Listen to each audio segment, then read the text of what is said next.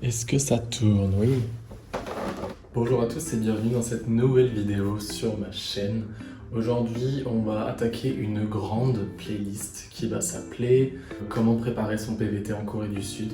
Donc ici, on est sur la première partie où on va attaquer trois grands sujets. Du coup, j'ai nommé mes parties ici. Donc 1, qu'est-ce que le PVT? 2, quelles sont les conditions pour faire un PVT? Et 3, comment faire pour réunir tous les documents qu'il faut.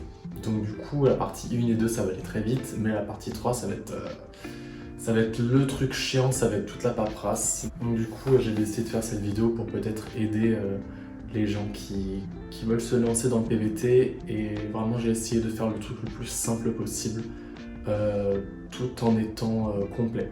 Donc vraiment, si vous avez des questions, vous n'hésitez pas en commentaire. J'y répondrai soit dans le commentaire ou soit dans une prochaine vidéo avec toutes les questions qu'on peut se poser et tous les trucs que j'ai oublié de dire ici. Donc on va commencer sans plus tarder. Partie 1, qu'est-ce que le PVT? Alors le PVT, c'est une abréviation du permis vacances-travail. Donc pour les Français, donc pour les gens qui ont la nationalité française, il existe une quinzaine de pays, je vais vous les écrire ici dans la vidéo, je sais pas où, là, je sais pas. Donc vous avez une quinzaine de pays où on peut faire le Working Holidays Visa. C'est vraiment cool parce que il y a vraiment beaucoup de choix, il y a forcément un ou deux pays qui vous intéressent. Bon, moi, il y en a une dizaine, mais voilà, j'ai choisi de commencer par la Corée du Sud. Du coup, ce visa, qu'est-ce qu'il a de spécial? En fait, ce visa-là, il vous permet de partir pour une durée plus longue qu'un visa touristique. Par exemple, pour la Corée du Sud, on pourrait rester que 3 mois maximum dans le pays avec un visa touriste normal. Alors qu'avec le PVT, le Working Holidays Visa, vous pouvez rester jusqu'à 1 an. Et du coup, il vous donne aussi l'opportunité de travailler pour subvenir un peu à vos besoins, pour rester plus longtemps, pour pouvoir faire des sorties plus chères, manger correctement, se loger également. On vous autorise à travailler dans le pays. Il faut savoir que les PVT existent pour plusieurs pays. Je sais qu'il y a pour les résidents belges et il y a aussi pour les Canadiens. Il y en a à mon avis pour plein d'autres pays, mais moi je connais que ces trois-là. En tout cas, je suis sûr qu'ils existent pour ces trois pays-là. Du coup, en tant que Français, vous avez la possibilité de partir en Corée du Sud. Et du coup, c'est ce qu'on va voir aujourd'hui. Partie 2, quelles sont les conditions pour prétendre à un visa vacances-travail, pour prétendre au PVT de la Corée du Sud. Attention, vraiment de la Corée du Sud. Je pense que pour les autres pays, c'est sensiblement la même chose, mais il peut y avoir des petites différences. Donc du coup, il y a pas mal de règles, mais vous allez voir que c'est des trucs très généraux et 95% des gens qui vont regarder la vidéo seront déjà dans ces conditions-là, donc vraiment ne soyez pas angoissés. Du coup, j'ai pris la liste qu'on m'a envoyée dans le mail. À chaque fois, je vais vous dire le mail, c'est vraiment le mail qu'on m'a envoyé de l'ambassade avec toutes les infos. Vous allez voir ça dans la partie 3, mais du coup, c'est vraiment les conditions officielles pour participer au PVT. Du coup, pour être éligible au Working Holidays Visa de Corée du Sud, vous devez avoir entre 18 et 30 ans au moment de la demande. Et d'ailleurs, à cause du Covid, vu que ça a été suspendu pendant 2 ans, la Corée du Sud a décidé d'augmenter l'âge à 32 ans. Donc jusqu'à votre dernier jour de vos 32 ans, vous pouvez postuler pour le PVT et vous pouvez partir après pendant 1 an. Je vous expliquerai comment ça marche. Mais du coup, c'est jusqu'à 32 ans maintenant. Il ne faut pas être accompagné lors de son PVT, donc vous ne pouvez pas partir avec vos parents, être accompagné là-bas, ça c'est pas possible, vous devez vraiment être seul. Pas seul sans vos amis, hein, mais le PVT il est valable que pour une personne et vous ne pouvez donc pas être accompagné par un proche qui ne fait pas le PVT avec vous par exemple. Vous devez résider dans votre pays de nationalité lorsque vous faites la demande. Alors par exemple, moi je suis au Portugal en ce moment en train de travailler, je ne peux pas postuler au PVT, c'est pour ça que j'attends encore avant d'envoyer mes papiers, parce que je sais pas, c'est comme ça. Et de toute façon, c'est un peu compliqué de le faire parce que vu qu'il faut envoyer son passeport par courrier et tout, ça fait que c'est vraiment compliqué niveau papier et tout. Donc soyez résident de votre pays de nationalité. Donc moi j'ai la nationalité française, du coup je vais devoir faire les demandes quand je serai en France. Donc là je vais y rentrer en janvier, donc je ferai mes demandes à partir du 10 janvier je rentre. Et du coup voilà. Et pareil, imaginons à la fin de votre PVT en Corée, vous voulez faire un PVT au Japon, vous devez absolument rentrer en France entre-temps, vous ne pourrez pas prétendre à postuler au PVT japonais si vous êtes résident de Corée. Il faut vraiment rentrer dans votre pays de nationalité. Il faut avoir un passeport valide pendant toute la durée du PVT, il ne peut pas périmer avant la fin. Il faut que votre raison principale du voyage en Corée, ça soit des vacances, ça soit le tourisme, la découverte de la culture coréenne en majorité. Vous ne pouvez pas vous dire « moi je fais mon PVT en Corée pour travailler ». Ça c'est pas possible. Là sur le mail, ils nous disent que si votre raison principale c'est le travail, vous devez vous orienter sur un autre type de visa. Donc bon, moi je les connais pas, hein, mais là ils ont marqué que... ils ont pas marqué, ils ont dit un autre type de visa. Et pour prétendre au PVT, que ça soit de n'importe quel pays, pas que la Corée du Sud, il faut que ce soit la première fois que vous postuliez pour le PVT dans ce pays. Ça veut dire que là, si par exemple je fais un PVT de 8 mois en Corée du Sud, que je rentre en France, je travaille un peu, et après je me dis bon, c'était vraiment trop bien, je recommence un PVT en Corée du Sud. Non, ça va pas être possible. On peut faire qu'un seul PVT par pays. Donc vous pouvez faire 15 PVT différents, mais ça sera dans 15 pays différents.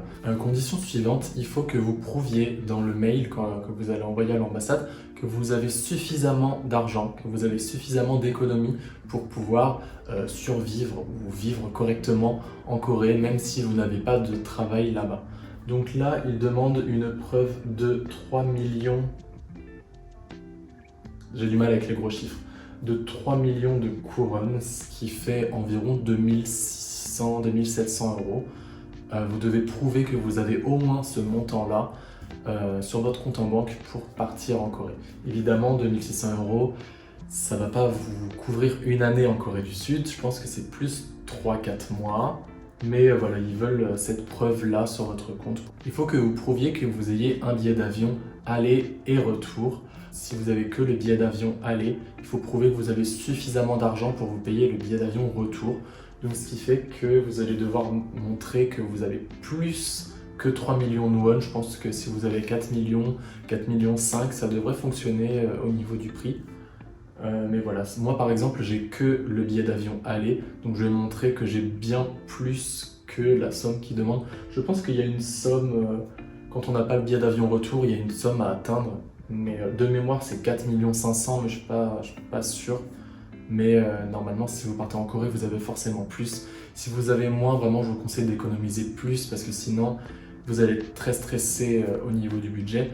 Je sais que moi, je pars avec 3 000 euros minimum de ce que j'économise au Portugal en ce moment. Mais j'ai des économies bien plus importantes sur mes autres comptes. J'essaierai de ne pas y toucher pour que en fait, je ne perde pas trop d'argent non plus. J'ai beaucoup d'argent de côté, mais c'est vrai que si je pouvais essayer de m'en sortir sans dépenser ces économies-là, ça serait parfait. Il faut absolument une assurance santé. On verra ça dans la partie 3, mais il faut absolument souscrire à l'assurance PVT qui couvre plein de choses, hein, le rapatriement, les maladies, tout ça. Il faut qu'elle couvre certains critères et il faut aussi qu'elle couvre la durée du séjour, donc au minimum 1 an. Il y a une assurance PVT qui est faite exprès, donc je vais vous mettre le lien. C'est celle que tout le monde prend. Alors moi je pense que 90% des PVTistes prennent cette assurance-là. Et ce qui est bien avec celle-ci, c'est qu'elle coûte 400 euros, hein, mais c'est le prix d'une assurance normale, c'est pour 1 an. Et ce qui est bien avec celle-ci, c'est que si vous restez que 6 mois, les 6 derniers mois, ils vous seront remboursés. Donc en gros, ça ne coûtera que 200 euros. Donc c'est vraiment pratique parce que moi, je ne suis pas sûr de rester 1 an. Ce petit remboursement, il est cool, quoi, il fait plaisir. Dernière condition, il faut payer les frais de visa, les frais de dossier, les frais d'envoi du passeport et tout. Qui sont de mémoire de 50 euros et si vous voulez vous faire renvoyer le visa par la poste, il faudra payer 10 euros de plus, du coup vous pouvez compter 60 euros pour ces frais de dossier. Je sais pas comment ça s'appelle les frais d'application du visa. Voilà pour la partie 2. Là, on va passer sur la partie 3, une partie qui est vraiment très papier. J'espère que vous êtes prêts. C'est assez compliqué. Je vais essayer de faire de maximum pour que ça soit le plus compréhensible possible. Alors, partie 3, comment faire sa demande de PVT. Du coup, grande partie, j'espère que vous êtes prêts. Déjà, combien de temps il faut s'y prendre à l'avance? Alors, je pense que vous pouvez commencer à regarder, si vous êtes très stressé et que c'est vraiment le projet de votre vie, vous pouvez commencer 2 ans avant votre départ en Corée. Donc, je vous expliquerai après pourquoi c'est aussi grand. Mais vous pouvez commencer 2 ans avant. Avant, ça va servir à rien, je pense, parce qu'il y a trop de chances que les trucs changent et tout. Mais 2 ans, c'est vraiment large et c'est vraiment si, quand vous avez le PVT, vous voulez partir dans longtemps encore. Mais je pense que 1 an avant, c'est bien, c'est pas mal, vous allez être large. Et je pense que le minimum, c'est 1 mois avant. Alors, 1 mois avant, si vous êtes sûr que tout est bon et tout, et que vous n'avez vraiment pas le choix, et que vous aimez bien faire les trucs au dernier moment, ça peut passer. Mais le temps correct, je pense que c'est entre 1 an et 6 mois avant votre départ. Moi, j'ai commencé à m'informer et à chercher 3 mois et demi avant. Là, aujourd'hui, je crois qu'on est 2 mois et 2 semaines avant de partir. Alors j'aurais bien voulu faire un peu plus tôt. Le problème, c'est que j'ai déjà acheté mes billets d'avion. Du coup, plus le temps passe, évidemment, plus... Voilà, je pense qu'il y a 3 semaines de délai minimum pour qu'on vous envoie le truc. Je pense que en 2 jours, tout peut être fait. Genre vraiment, vous payez votre truc le premier jour. Le lendemain, on vous dit c'est bon. Et il y a un monstre ou quoi? Et on vous dit c'est bon. Et puis ça vous met 3 semaines à l'envoyer. Vous recevez votre truc et vous partez. Ça, c'est vraiment le minimum. Mais je pense que ça se passe pas comme ça. Moi déjà, là je suis 2 mois et demi avant, je suis déjà hyper stressé de rater un document ou quoi et que ça prenne du temps et que j'ai mon visa après mon avion. Là c'est foutu. Vraiment, prenez le plus de temps possible. Mais je pense que 3 mois c'est déjà... il va falloir aller vite, mais c'est possible. Moi je vous conseille 6 mois avant. Vous commencez à faire vos démarches 6 mois avant, c'est parfait. Il faut vraiment faire attention au délai parce que en fait chaque document qu'on vous demande pour postuler au PVT, il a une durée de validité. Il faut bien faire attention au délai qu'on vous dit. Le délai, ça part du jour où on vous a donné votre document et le jour où vous l'envoyez à l'ambassade. Ce délai-là, il varie en fonction des documents que vous allez donner. Le mot du médecin doit dater de moins de 3 mois avant que vous l'envoyiez à l'ambassade. Du coup, il faut bien faire attention. Il y a des trucs, c'est long, il y a des trucs, c'est 6 mois, mais il y a des trucs, par exemple, le mot de la banque, il me semble que c'est 1 semaine avant. Donc il faut vraiment faire les trucs dans l'ordre. Je vous conseille de faire une petite checklist. Et je pense qu'en fin de vidéo, je vais vous faire la liste des trucs qu'il faut faire dans l'ordre pour pas que vous fassiez le mot de la banque en premier alors que c'est vraiment le dernier truc à faire. En termes de délai, il y a un truc qui est sympa à savoir parce qu'avant, c'était pas comme ça. Donc c'était vraiment très stressant et quand j'ai vu ça, je me suis dit c'est mort, j'arriverai jamais à faire mon PVT alors que j'habite au Portugal et que j'ai déjà mon billet d'avion. C'est mort. Au final, ça a changé. Du coup, je vais vous dire le nouveau délai des PVT pour la Corée du Sud qui est vraiment beaucoup plus cool. Quand vous postulez pour votre PVT et que vous avez la réponse, donc quand on vous renvoie votre passeport avec votre PVT à l'intérieur, à partir de ce jour-là, vous avez 1 an pour partir en Corée. Du coup, c'est cool parce qu'avant, vous aviez que 1 mois. C'est-à-dire que quand vous recevez votre PVT, il fallait que 1 mois après, vous soyez déjà en Corée. Là maintenant ça a changé, c'est 1 an, du coup c'est cool. Et du coup vous savez que quand on a le PVT, qu'on atterrit en Corée, on doit revenir au bout d'1 an. Et du coup votre compte à rebours de vos 1 an de PVT, il commence le jour où vous atterrissez en Corée. Donc ça veut dire que si vous faites votre PVT en février 2023, vous recevez votre PVT en février 2023, vous avez jusqu'à février 2024 pour aller en Corée. Si vous y allez en Corée en février 2024, vous pouvez du coup rester jusqu'en février 2025. Du coup, c'est quand même pas mal cette petite règle. Du coup, vous allez devoir envoyer un mail au Québec en leur disant bonjour, je suis intéressé par le PVT en Corée du Sud. Est-ce que vous pouvez m'envoyer tous les documents nécessaires pour faire ma demande? Vous envoyez ce mail au Québec et en 2 jours, ils vont vous répondre et ils vont vous envoyer le mail très important avec tous les documents, les PDF, les liens. Qui va vous servir pour faire cette demande de PVT. Première étape, selon le Québec, qui est du coup l'organisme qui s'occupe du PVT sud-coréen, il faut payer les frais de dossier et du coup fournir une preuve de paiement. Donc vous prenez un screen en fait de votre paiement. Je pense que sur les applications mobiles de banque, c'est facile à faire. Je sais pas comment on fait, mais on va y arriver. Du coup, il faut payer les frais de service qui sont normalement entre 50 et 60 euros. Je dis ça parce que j'ai marqué 60, mais je suis pas très sûr en fait. Bon, les frais de service qui sont entre 50 et 60 euros, plus le prix de votre visa. Normalement, le PVT pour les Français coûte 0 euros. Et vous avez aussi 10 euros supplémentaires si vous voulez qu'on vous renvoie votre passeport par courrier. Si vous voulez aller le chercher, c'est à Paris. Bon, j'habite vraiment à 30 minutes de Paris, mais je préfère qu'on me l'envoie. Du coup, pour payer ces frais de PVT, le KEVAC vous envoie leurs coordonnées bancaires. Du coup, je ne vais pas vous les afficher ici ou dans la description, mais c'est vraiment marqué dans le mail, vous en faites pas. Vous allez trouver. L'étape numéro 2, c'est envoyer une preuve du paiement. Donc, comme je vous ai dit, un screenshot de l'application mobile, ça devrait suffire. Vous envoyez ça par mail et de leur côté, le KEVAC va dire « Bon bah oui, c'est bon, on a bien reçu votre preuve de paiement, vous pouvez nous envoyer les documents ». Dans le mail de la preuve d'achat, il faut faire attention, il faut bien marquer le maximum d'infos. Donc moi, ce que j'ai noté ici, c'est qu'il fallait marquer il faut envoyer le screen du coup, donc la petite image de la preuve de paiement. Il faut votre nom complet, donc je pense que vous mettez tous vos prénoms, votre nom de famille, tout ce qui est marqué sur votre passeport, quoi. Ensuite, il faut mettre les infos importantes, type nationalité, le type du visa, la durée du séjour, approximatif. Hein. Je pense qu'on peut tous mettre 1 an, même si on reste moins, c'est pas grave. De toute façon, c'est 1 an max, donc vous mettez 1 an, vous mettez le nombre d'entrées. Donc nous, c'est entrée multiple pour le visa vacances-travail. C'est entrée multiple, ça s'appelle. Vous mettez votre numéro de téléphone et voilà. Vous attendez bien que le KEVAC confirme votre paiement pour passer à l'étape suivante qui est envoyer les documents. Et ça, c'est la grande partie de la vidéo qui va être un peu effrayante, du coup, accrochez-vous bien.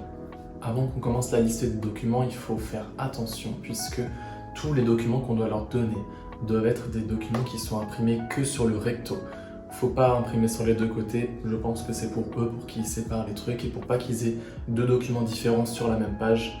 Sinon, ça va encore une fois ralentir la procédure. Il faut également faire attention aux originaux. Il y a certains documents, vous pouvez envoyer des photocopies. Par exemple, le diplôme scolaire, vous pouvez envoyer une photocopie bien sûr. Mais il y a des documents, il faut envoyer l'original, c'est très important. En général, cette étape d'envoi des documents, on peut la faire 2 à 3 jours après le paiement. En tout cas, c'est ce qu'on m'a dit par téléphone quand j'ai appelé l'ambassade. On m'a dit 2-3 jours après, c'est bien. En tout cas, il faut bien attendre la confirmation du paiement du KEVAC. Je pense qu'ils vous confirment ça par mail. Ils vous diront, bah ça y est, vous pouvez envoyer vos documents, c'est parti. Il faut également faire attention, j'ai oublié de vous le dire, mais il y a certains documents qui doivent être traduits en anglais ou en coréen. Donc de mémoire, rien n'est demandé en coréen. Ne vous trompez pas vraiment, hein, sinon vous allez faire une crise d'angoisse. Enfin, je sais que moi je suis déjà hyper stressé alors que je n'ai pas encore commencé. Du coup, l'adresse à laquelle il faut envoyer ces documents, donc vous envoyez en lettre recommandée, hein, c'est très important. C'est IOM KEVAC 9, boulevard de Denain, 75 010, Paris. Il faut bien écrire sur l'enveloppe votre nom, votre adresse et la catégorie de visa sur l'enveloppe, c'est très important. Donc pour les documents, ça y est, on est prêt, vous avez toutes les informations, on peut commencer la partie sur la liste des documents. Du coup, il y a 2 checklists à remplir, 2 checklists de documents à fournir. La première liste s'appelle « Liste de contrôle du centre de demande de visa coréen KEVAC » pour les demandes envoyées par la poste. Du coup, dans cette checklist, il y a 5 étapes. Donc, je vais vous montrer à quoi ressemble cette checklist. C'est celle-ci. Voilà, donc là, vous pouvez voir, il y a 5 étapes ici. Qu'est-ce qu'il nous demande? Alors, le petit 1, c'est joindre le formulaire de demande de visa rempli et signé, ainsi que toutes les pièces justificatives à la liste correspondant au visa concerné. Donc ça, c'est une grosse partie, on en parlera après. En fait, cette partie, c'est justement la deuxième checklist que je vous ai dit. C'est une checklist de 13 documents. En gros, il y a 2 checklists. La première, elle vous demande 5 documents et dont le premier, c'est le dossier de la checklist des 13 documents. Je ne sais pas si vous voyez ce que je veux dire. Bon, en gros, Vous allez tout mettre en toute façon, normalement vous allez comprendre. Du coup, première checklist, le premier item, c'est le dossier de 13 documents. Voilà, c'est ça en gros. Et ces 13 documents-là, c'est la deuxième checklist, du coup on verra ça juste après. Le numéro 2, c'est joindre le formulaire de consentement au traitement des données rempli et signé. Donc ça, c'est un document d'une page qui est joint dans le mail qui va servir en cas de document incomplet de votre part. C'est très facile, il n'y a que 5 trucs, il y a 5 lignes à remplir, c'est très simple. Du coup, ce document, c'est ça. Vous devez juste remplir en fait ce qu'il y a ici. Et là, en fait, le Kevac va vous dire s'il manque des documents, qu'est-ce qui manque ou qu'est-ce qu'il faut écrire de plus ou si ça a été mal fait. Voilà, c'est un document d'une page, très facile à remplir. Donc ça, c'est le petit 2 de la checklist de 5 documents. Le numéro 3, il faut joindre l'exonération de responsabilité pour le service postal. Donc pareil, c'est un document d'une page avec 5 lignes à compléter. L'état est un petit peu catastrophique parce qu'il y avait beaucoup de vent quand je l'ai récupéré à l'imprimerie. Pareil, très facile, vous pouvez voir, ça prend 2 secondes à remplir. Le numéro 4, c'est joindre la preuve des paiements du visa. Donc ça, c'est un des 13 documents de la deuxième checklist aussi. Et du coup, normalement, vous l'avez déjà envoyé. C'est du coup le screen de la preuve des paiements des frais de visa. Alors, c'est pas marqué si on doit l'imprimer ou si on peut envoyer un screen. Moi, je pense que par sécurité, vous pouvez l'imprimer. Et le numéro 5 de la checklist des 5 documents, c'est joindre ce document rempli et signé. Donc là, c'est juste cette feuille-là. C'est cette checklist qu'il faut remplir juste ici. Signé. Vous mettez votre nom, la signature, la date, et c'est bon. Du coup, ça, c'est le premier truc à faire. Donc, c'est remplir cette feuille-là avec les 5 documents. C'est assez simple, vraiment. J'ai tout regardé. Il n'y a rien de compliqué sur ce document-là. Ça, vous pouvez le faire dès que vous avez reçu le mail, parce qu'il vous demande pas d'aller au médecin ou quoi. Vous pouvez tout faire le même jour. Vous imprimez tout ce qu'il y a besoin, vous remplissez tout, vous mettez tout ensemble. Et c'est bon. Ça, c'est la première pile. C'est la checklist de 5 documents, très facile à faire. Et ensuite, on peut passer à la checklist de 13 documents. Alors, la checklist de 13 documents, c'est pas un truc qu'il faut imprimer. Vous pouvez l'imprimer si vous voulez checker les cases et tout. Mais ça se trouve dans un PDF du mail qui s'intitule, ça doit être un truc genre comment remplir le visa Kevac. Le premier document, c'est le plus chiant et le plus stressant. Je pense qu'il va mériter une vidéo à lui tout seul. Je pense que je le compléterai en vidéo pour vous montrer un petit peu comment ça se passe. C'est un document de 5 pages. Attention qu'il faut l'imprimer que en recto et qu'il ne faut pas agrafer. Ça s'appelle l'application form, c'est le numéro 17. Alors en fait, qu'est-ce que c'est l'application form? C'est le dossier où vous allez devoir cocher des cases et remplir les trucs selon le type de visa que vous avez choisi. Nous, le type de visa qui nous intéresse pour le PVT sud-coréen, c'est le numéro 17. C'est celui qui s'appelle le H1 de mémoire. Si c'est pas le H1, je vais marquer sur la vidéo ce que c'est. Mais nous, c'est le numéro 17. De toute façon, c'est le seul qui nous envoie par mail. Donc on peut l'imprimer et on le remplit dessus. Alors, c'est un document avec plein de cases à remplir. Vous avez également dans le mail un PDF de 13 pages qui vous explique comment le remplir. Donc c'est ça que je vais faire pendant que je le remplis parce que quand je le vois, ça me fait un peu peur. On dirait vraiment un contrat de président à signer. Voilà. Donc je vais vous montrer à quoi ça ressemble. C'est un document qui est mi-coréen, mi-anglais. Voilà, ça se présente comme ça, vous avez des petites cases et tout, et il y a 5 pages en tout. Voilà, je sais pas s'il est très difficile, il paraît difficile, en plus il y a 5 pages, donc je me dis ça va peut-être un peu être... Bon, ils ont l'air de demander des trucs simples, donc ça va. En tout cas, il y a vraiment un tuto qui explique comment remplir ce document. Donc sur la checklist de 13 documents, c'est le numéro 1 celui-là. Ensuite, document numéro 2, il faut envoyer un passeport valide. Alors surtout quand vous envoyez le courrier à l'ambassade, il faut mettre le vrai passeport dans l'enveloppe, d'accord? Vous mettez pas de photocopie, vous mettez pas votre carte d'identité, il faut mettre votre vrai passeport. Pas un ancien passeport, le vôtre, celui qui est valide pendant la durée du PVT, c'est très important. Le document numéro 3, c'est une photo d'identité. Alors attention parce que les photos d'identité en Corée, il y a beaucoup de règles. Vous savez très bien que pour les photos d'identité en France, il y a pas mal de règles. En Corée, il y en a un peu plus. D'ailleurs, on a le droit de retoucher ses boutons, son fond de teint et tout. C'est un peu contradictoire, mais il y a beaucoup de règles à respecter pour les photos d'identité.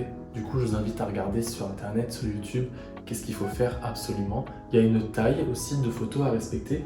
Donc là, j'ai marqué 3,5 x 4,5 cm. Le document numéro 4, c'est la preuve d'achat de vos billets d'avion. Donc si vous avez vos 2 billets d'avion, vous mettez votre preuve d'achat des 2 billets d'avion, où on voit bien votre nom, les dates, les destinations, enfin vous mettez vos billets d'avion.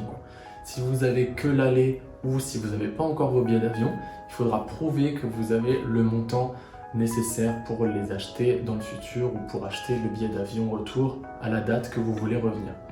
Le document numéro 5, du coup, c'est la preuve de fonds suffisante pour effectuer ce PVT. Du coup, là, c'est marqué... qu'est-ce que c'est? C'est marqué qu'il faut qu'on prouve qu'on a au moins 2500 € de côté si on a déjà les 2 billets d'avion. Si on n'a qu'un seul billet d'avion, vous pouvez montrer 3500 € et si vous n'avez aucun billet d'avion, vous pouvez montrer que vous avez au moins 4000 €. Ça doit être un mot de la banque. Le mot doit être fait en anglais et il doit absolument préciser que vous avez sur la totalité de votre compte en banque au minimum cette somme en euros. Surtout, très important, vous regardez bien la somme minimum qu'il vous faut. Il faut que le mot soit fait en anglais et surtout, faites attention, il faut que le mot date de moins d'1 semaine avant d'envoyer les documents. Le document numéro 6, c'est le casier judiciaire vierge. C'est un document qui doit être demandé, imprimé et tamponné moins de 6 mois avant le départ. Donc moi j'ai déjà commencé à faire cette procédure. Vu que je pars dans 2 mois et demi, j'ai pu commencer à faire ce document-là. Je sais qu'il ne sera pas périmé au moment où je fais la demande. Ce document-là, vous pouvez le demander en français. Attention parce que ce document doit être vierge, donc il ne doit pas avoir d'infraction sur votre casier judiciaire, mais également il doit être apostillé. Alors apostillé, si j'ai bien compris, c'est une sorte de tampon ou de signature, ou en tout cas c'est une vérification faite par une haute autorité de police. En France, elle se trouve à Rennes, en Bretagne. Donc en gros, vous allez devoir envoyer votre casier judiciaire à Rennes. Il va être du coup signé, vérifié, ça va être en gros une vérification d'une grande autorité qui va montrer que oui, bon, le document est bien officiel, c'est pas un trafic, c'est pas quelqu'un qui a fait ça sur Photoshop.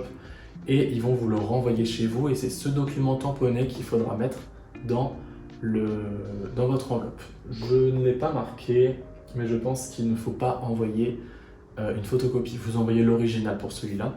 Bon, moi je ne l'ai pas marqué, donc si c'est bon, c'est bien l'original qu'il faut envoyer, faites attention. Vous pouvez le photocopier si vous voulez garder ce document-là chez vous, mais vous envoyez bien l'original, hein, faites attention. Le document numéro 7, c'est la preuve que vous avez bien souscrit à une assurance PVT pour votre visa coréen. Donc là, encore une fois, vous envoyez l'original, faites attention. Il me semble qu'il faut l'imprimer en couleur, celui-là. Moi, j'ai vu ça sur YouTube, je ne sais pas si c'est vrai. Donc il faut que cette assurance couvre le rapatriement, le traitement médical, l'hospitalisation et qui couvre la durée du séjour minimum, donc il faut que ça couvre 1 an. Même si vous comptez rester 6 mois, il faut que l'assurance couvre 1 an, c'est très important.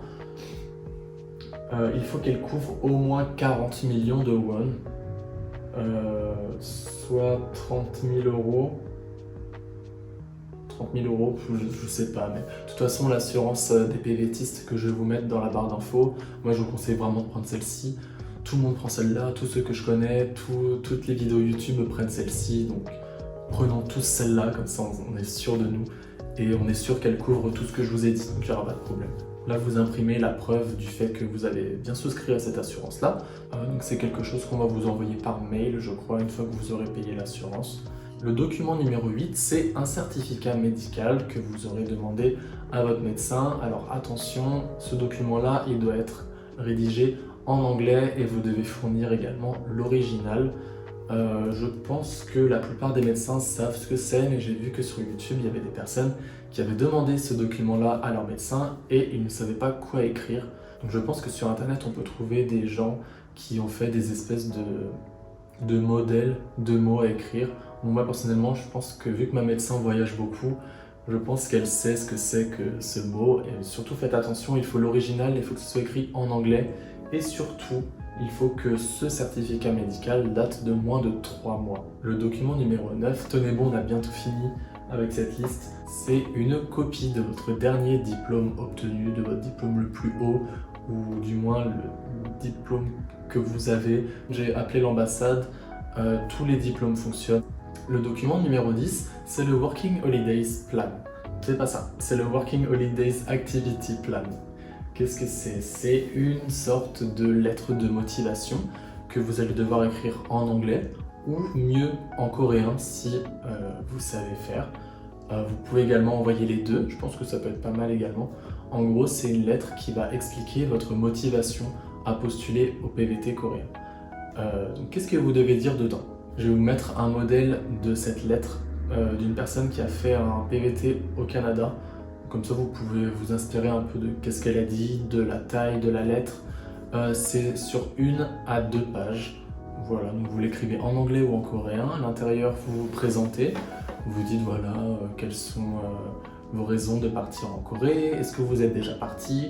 Est-ce que vous regardez des séries en coréen? Est-ce que vous écoutez de la K-pop? Je ne sais pas, vous écrivez ce que vous voulez. C'est un truc très personnel, je suis pas sûr qu'ils le lisent attentivement, mais mettez-y du cœur quand même. Vous allez devoir décrire un peu qu'est-ce que vous allez faire là-bas. Est-ce que vous allez voyager? Est-ce que vous allez vivre dans plusieurs villes? Est-ce que vous allez partir à la campagne? Est-ce que vous pouvez également aborder l'aspect du travail? Surtout, ne dites pas que vous y allez pour travailler, dans le but de travailler principalement, mais vous pouvez dire pour subvenir à mes besoins et à voyager un peu plus dans le pays, je vais essayer de travailler dans le domaine, je sais pas, de la cuisine, le domaine de la mode.